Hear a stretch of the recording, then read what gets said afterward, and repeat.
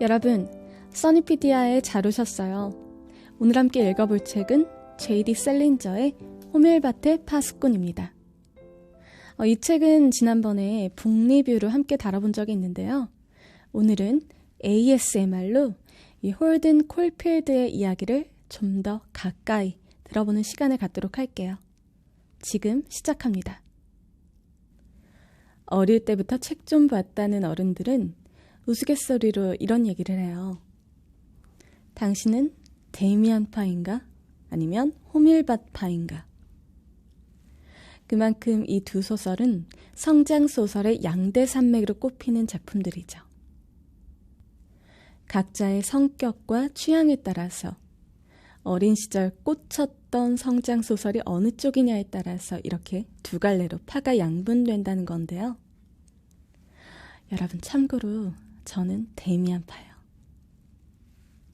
이 데이미안이 주는 신비스럽고 웅장한 우수에 찬 느낌의 매력을 좀 더 느꼈던 것 같아요. 제가 느꼈던 그 데이미안의 매력이 궁금하시다면 지난번 첫 번째 ASMR을 듣고 오시기를 추천합니다. 그리고 조금 스포가 되겠지만 제가 데이미안에게 상대적으로 더 끌렸던 결정적인 이유가 하나 있는데 바로 이 호밀밭의 파수꾼의 주인공 홀든 콜필드라는 소년이 저지르는 온갖 객기 어린 만행들이 저는 좀 찌질하다고 느꼈어요. 아마 제가 모범생이어서 그렇게 느낀 걸까요? 이 소설의 주인공은 한마디로 삐딱선을 타는 비행청소년이거든요. 이걸 읽으면서 얘 왜 이래? 무슨 사회에 이렇게 불만이 많아? 하는 생각이 들었던 것 같아요. 실제로 이 책이 출간됐을 때 이 거친 욕설과 비도덕적인 내용이 너무 많아서 이 청소년들에게 나쁜 영향을 미친다며 금서로 지정되기도 했어요. 하지만 시간이 지나고 막상 제가 어른이 되고 나서 이 책을 다시 읽어보니 지금은 주인공이 좀 달리 보여요. 이 찌질해 보였던 소년의 방황이 한편으론 이해되기도 하고 또 어떤 면에서는 이 연민이 느껴지기도 하고 또 힘을 보태주고 싶기도 하고 이렇게 만감이 교차하는 경험을 했어요. 그리고 지금 보면 오히려 이런 소년 시절의 방황이 더욱 현명한 어른으로 성장하는 데 도움이 될 것 같다는 생각이 들기도 하고요. 같은 소설을 10년마다 한 번씩 읽으면 전부 다 색다른 느낌으로 다가온다는 것을 몸소 체감했습니다. 여러분도 저와 함께 이 책을 읽으면서 지금 느끼는 감정들을 잘 기록해놨다가 다음에 한 번 더 읽을 때 꺼내서 읽어보시면 색다른 느낌이 들 것 같아요. 그럼 지금부터 본격적으로 이 호밀밭의 파수꾼이 어떤 내용인지 함께 살펴볼까요? 여러분, 꼭 이어폰을 착용하시고 여러분의 마음에 딱 들 정도로 볼륨 조절을 해주세요. 제 목소리에 집중하시다 보면 마음이 편안해지실 거예요. 자, 그럼 이야기를 시작합니다.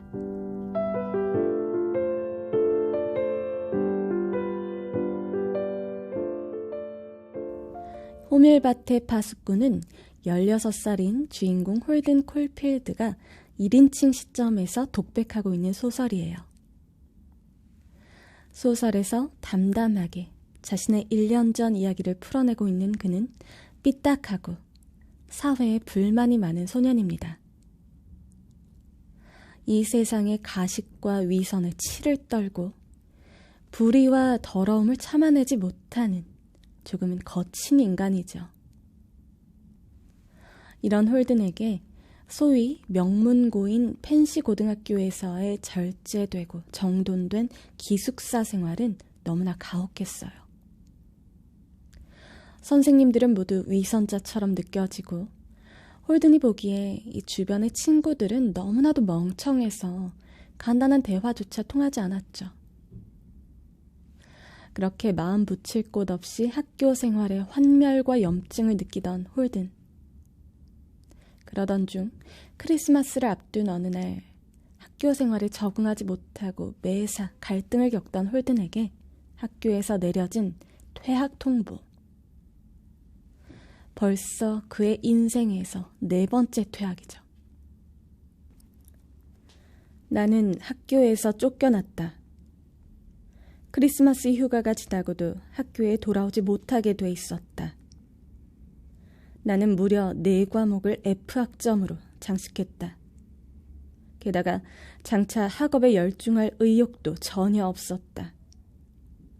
선생들은 나에게 자주 경고를 했다. 특히 나의 부모가 늙은 교장 서머의 호출을 받고 학교에 왔던 학기 중간 무렵에는 더욱 그러했다. 그러나 나는 공부에 전념하지 않았고 드디어 퇴교당하고 말았다. 펜시에서는 퇴학이 자주 있는 일이었다. 아주 훌륭한 학교여서 그렇다는 것이다. 정말 훌륭한 건 사실이다. 퇴학 처분을 받은 뒤 홀든은 담담하게 학교를 나와 평소 비교적 가깝게 지냈던 역사 교사인 스펜서 선생님 댁으로 향합니다. 그래도 작별 인사는 드려야 할 것 같아서 선생님을 찾아간 거죠. 이렇게 찾아간 스펜서 선생님에게서 덕담을 들을 거라고까지 기대하진 않았지만 홀든은 어이없게도 그 자리에서까지 이 스펜서 선생님에게 매우 험악한 훈계를 듣게 됩니다. 그래, 학교를 그만둔단 말이지. 그가 말했다. 네, 그렇게 될 겁니다. 그래, 서머 교장은 뭐라고 하시더냐? 간단한 대화로 끝나지는 않았을 텐데. 네, 한참 이야기했습니다. 정말 오랫동안 이야기했습니다. 2시간 동안 교장실에 있었을 겁니다.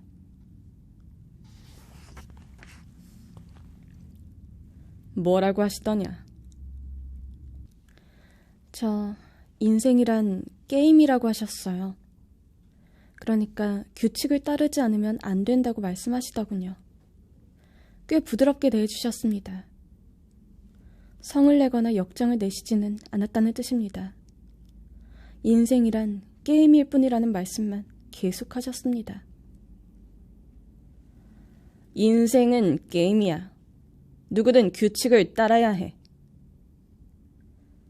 그렇습니다. 저도 잘 알고 있습니다. 게임 좋아하네. 굉장한 게임이로군. 만약 우수한 놈들이 모두 끼어있는 쪽에 속한다면 인생은 게임일 것이다. 그것은 인정한다. 그러나 우수한 놈이라곤 하나도 없는 쪽에 속한다면 그게 어떻게 게임이 되겠는가? 게임이고 뭐고 아무것도 아니다. 부모님은 이번 일을 어떻게 받아들일 것 같은가? 버럭 화를 내실 겁니다. 정말 화내실 겁니다. 이 학교만 해도 벌써 4번째 학교니까요. 나는 여기서 말을 끊고 머리를 흔들었다. 나는 머리를 흔드는 버릇이 있다.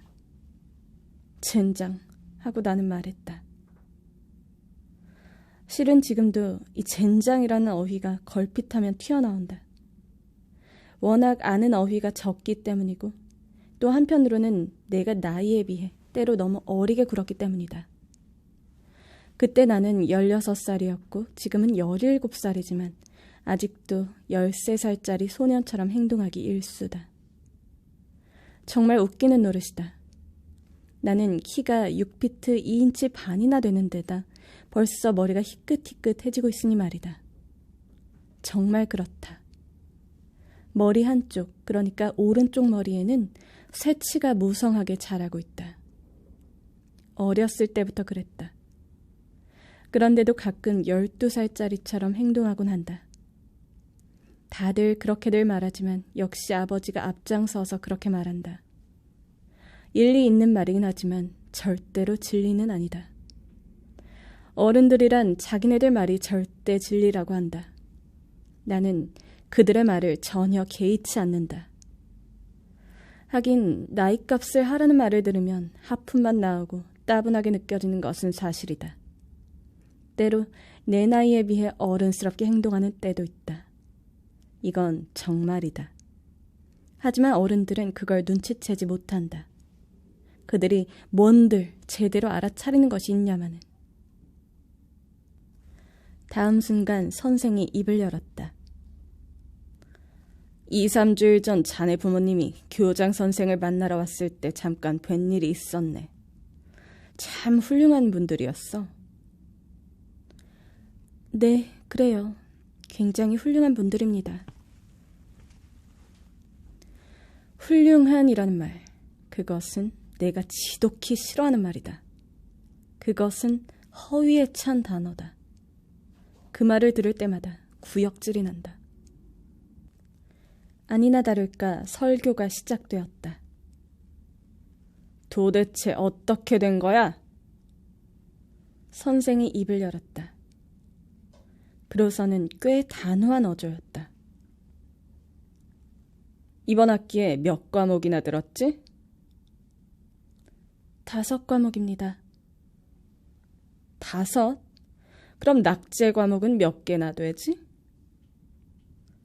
4과목입니다. 나는 침대 위에 걸친 엉덩이를 약간 추슬렀다. 그건 생전 처음 앉아보는 딱딱한 침대였다. 그래도 영어는 합격했습니다. 베오울프와 나의 아들 로드랜달 같은 것은 후턴 고등학교에 다닐 때 이미 배웠거든요. 그냥 이따금 작문을 쓰는 것 말고는 공부할 필요가 전혀 없었어요. 선생은 내 말에 귀를 기울이지 않았다. 그는 상대방이 무슨 말을 하든 경청하는 적이 별로 없는 사람이었다. 내가 자네를 역사 과목에서 낙제시킨 것은 자네가 아무것도 모르고 있었기 때문이야. 알고 있습니다. 진짜. 선생님께서도 어쩔 수 없었을 겁니다. 아는 것이 전혀 없으니 하고 선생은 되풀이했다. 자꾸 되풀이되는 말에 미칠 것만 같았다. 이쪽에서 그렇다고 먼저 인정을 했는데도 또다시 되풀이하다니. 그런데 다음 순간 그 말을 3번째 반복했다. 아는 것이 전혀 없더군. 학기 내내 교과서를 한 번이라도 들춰봤는지 의심스럽더군. 어디 바른 대로 말해봐. 저 2-3번 슬쩍슬쩍 훑어봤습니다. 하고 나는 대답했다. 나는 그의 감정을 상하게 하고 싶지 않았다. 그는 역사에 미친 사람이었으니까. 뭐? 슬쩍슬쩍 훑었다고? 선생이 말했다. 극히 냉소적인 말투였다. 자네 답안지가 저 장 위에 놓여있네. 답안지 따발 맨 위에 있어. 이리 좀 가지고 와봐. 이건 진짜 치사한 처사였다. 그러나 나는 그것을 갖다 주었다. 사실 그 상황에서는 별 도리가 없었다. 그런 다음 나는 다시 그 시멘트 바닥 같은 침대 위에 걸터 앉았다. 작별 인사를 하러 온 것이 얼마나 후회스러웠는지 상상할 수도 없을 것이다. 이 학교를 떠나는 데 대해 어떤 불안 같은 것은 느끼지 않나? 몇 가지 불안을 느끼고 있긴 합니다. 그러나 대수롭지 않습니다. 아직은요. 아직 실감이 나지 않는다는 뜻입니다. 좀 시간이 지나야 실감이 날 겁니다. 지금은 수요일에 집에 간다는 생각뿐입니다. 저는 워낙 바보니까요. 장래에 대해 전혀 걱정되지 않는단 말인가? 장래에 대해서는 약간 걱정도 되는 것 같습니다. 아니, 틀림없이 하고 있습니다. 나는 잠시 장래에 대해 생각했다. 그러나 그다지 심각하게 생각하지는 않습니다. 장차 걱정하게 될 거야. 스펜서 선생이 말했다. 걱정하게 될 거라니까. 그러나 그땐 이미 늦어 있을 거야. 그런 말을 듣는 것은 싫었다. 기가 죽고 침통한 기분이 들었다. 아마 걱정하게 되겠죠. 하고 나도 수긍했다. 자네 머릿속에 분별이란 것을 넣어주고 싶구만. 난 자네를 도와주고 싶어. 가능하다면 자네를 도우려고 하는 거야. 그것은 사실이었다. 거짓이 아니라는 것을 알 수 있었다. 그러나 우리는 양극단에 서 있었다. 그뿐이었다. 알고 있습니다. 그래서 매우 감사하게 생각하고 있습니다. 농담이 아닙니다. 진심으로 고맙게 생각합니다. 나는 침대에서 몸을 일으켰다. 여기에서 10분이라도 더 지체하는 건 죽어도 싫었다. 마지막까지 훈계를 해대는 이 스펜서 선생님 때문에 격한 반항심과 자괴감에 사로잡힌 홀든. 상심한 그는 집으로 돌아갈 용기가 나지 않아 무작정 뉴욕의 거리로 향합니다.